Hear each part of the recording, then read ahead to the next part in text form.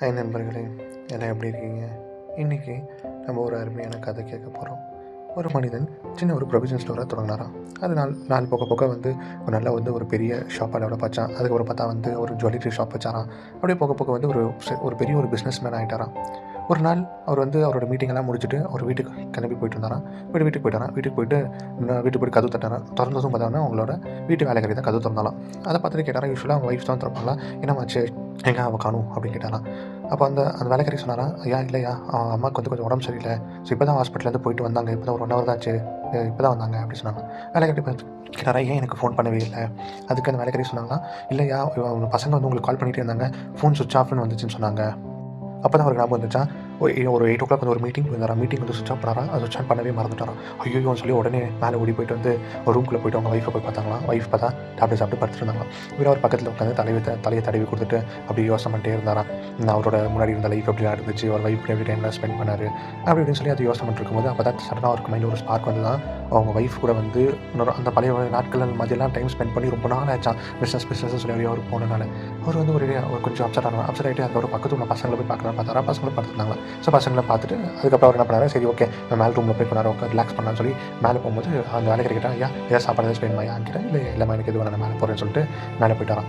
மேலே போயிட்டு அந்த ரூமில் உட்காந்துட்டு அப்படியே ஃபீல் பண்ணிவிட்டு இது பண்ணிட்டு இருந்தாரா, ஐயோ போதும் இதுக்கு மேலே நம்ம பணம் பிஸ்னஸ்ன்னு சொல்லி நான் பார்த்துருந்தா செட் ஆகாது. நம்ம ஃபேமிலிக்காக டைம் ஸ்பெண்ட் பண்ணி நம்ம பிள்ளைங்களுக்காக டைம் ஸ்பெண்ட் பண்ணி ரொம்ப நாள் ஆச்சு. இது மேலே போதும், பிஸ்னஸ் தான் வேணாம், இது வரைக்கும் பண்ணது போதும். இதுக்கப்புறம் நம்மளோட ஃபேமிலி என் ஒய்ஃபுக்காக நான் டைம் ஸ்பெண்ட் பண்ண போகிறேன்.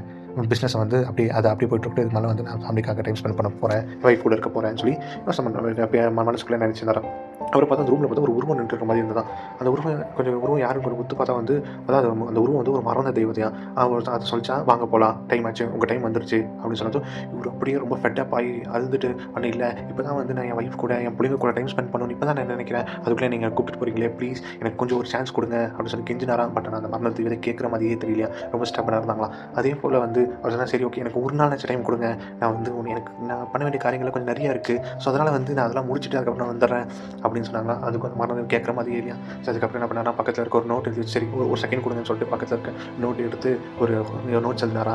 அதில் என்ன எழுதினார்னா, நண்பர்களே இதுக்கு மேலே நான் டைம் ஸோ ப்ரீஷியஸ், உங்கள் ஃபேமிலி கூட ஸ்பெண்ட் பண்ணுங்கள், உங்கள் ஒய்ஃப் கூட ஸ்பெண்ட் பண்ணுங்கள். ஏன்னா ஒரு டைம் நீங்கள் அந்த டைமை நீங்கள் மிஸ் பண்ணிட்டீங்கன்னா திருப்பி அந்த டைம் கிடைக்க போகிறது கிடையாது. ஸோ அதனால் டைமை வேஸ்ட் பண்ணாதீங்க. ஸோ அதனால் எந்தெந்த டைம் நீங்கள் என்ஜாய் பண்ண முடியுமோ ப்ளீஸ் தயவுசெய்து என்ஜாய் பண்ணிடுங்கன்னு சொல்லிட்டு அதை எழுதி வச்சாராம். எழுதி வச்சதுக்கப்புறம் திடீர்னு பார்த்தா டும்னு அடிக்கிற சவுண்ட் கிடச்சா. அடிக்கிற சவுண்டா இவர் அப்போ தான் அடிச்சு போட்டு ஏஞ்சாராம். ஏஞ்சதும் பார்த்தா அவங்க வேலைக்காரி கதவு தட்டியிருந்தாங்க. அவங்க சொன்னாங்க, வேலைக்காரி, ஐயா இல்லையா நீங்கள் யூஸ்வலாக எப்போதும் ஏஞ்சிருவீங்க, ஆனால் நீங்கள் எந்திரிக்கவே இல்லையா, அது என்ன ஆச்சுன்னு சொல்லி பயந்துட்டு மேலே கதவு ஒரு டைம் சத்தமாக தட்டிட்டாயா அப்படின்னாங்க. அதே மாதிரி அவனும் அந்த சைடில் இருக்க அந்த நோட்டு பார்த்தானா, நோட்லேயும் எழுதுனதுலாம் எதுவுமே இல்லையா, பேனாவும் அப்படியே இருக்கா. அதை பார்த்துட்டு அதுக்கப்புறம் தான் அவங்க ரிலாக்ஸ் ஆனாங்க. நண்பர்களே, நிறைய விஷயங்கள் மிஸ் பண்ணுறோம் நண்பர்களே.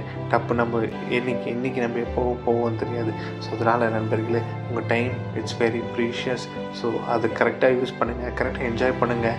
யாருக்கு உங்கள் ஃபேமிலி, உங்கள் ஒய்ஃப், உங்கள் சில்ட்ரன்ஸ் எல்லாத்துக்கும் டைம் கரெக்டாக யூட்டிலைஸ் பண்ணுங்கள் நண்பர்களே. ஏன்னா திருப்பியும் அதை நீங்கள் என்ஜாய் பண்ணணும்னு நினச்சா